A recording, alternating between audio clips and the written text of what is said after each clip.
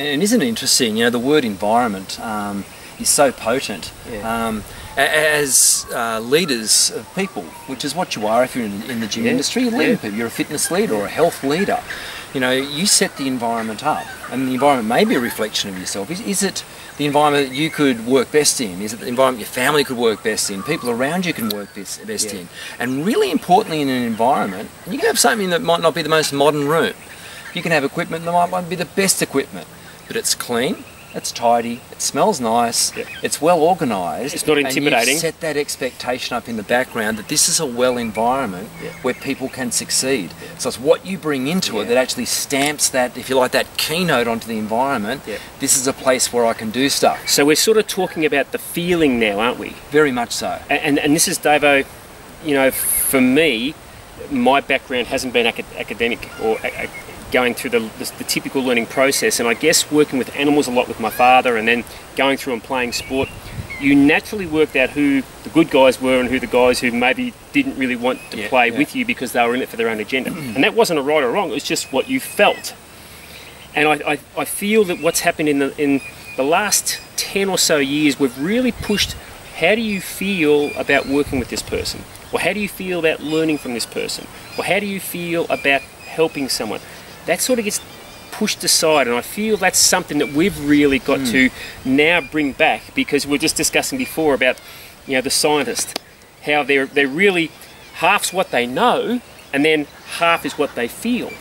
How can I take what I know now and challenge it in this environment to get an outcome?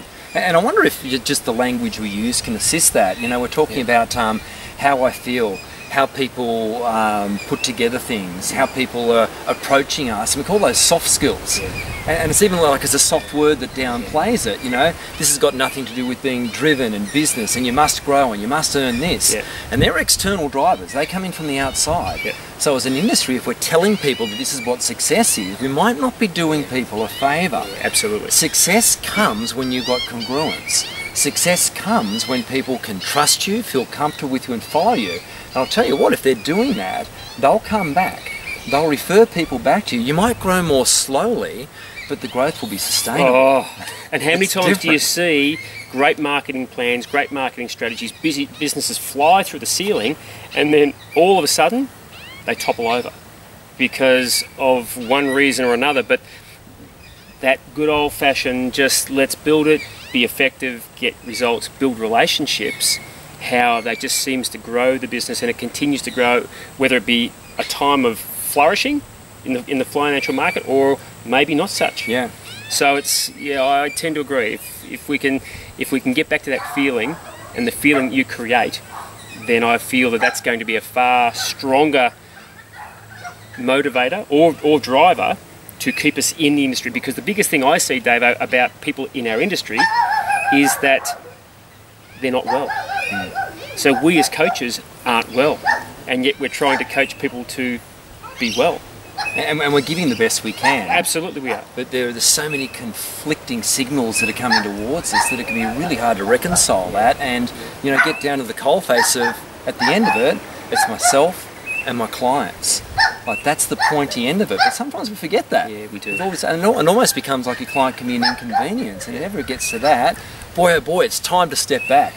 It's time to step back. And we have witnessed many times, haven't we, people who have been in that environment and they've just either broken down or got out. And that's because we haven't had someone to identify, to have a conversation with, to be able to be a confidant or to be a mentor, to express where we're at.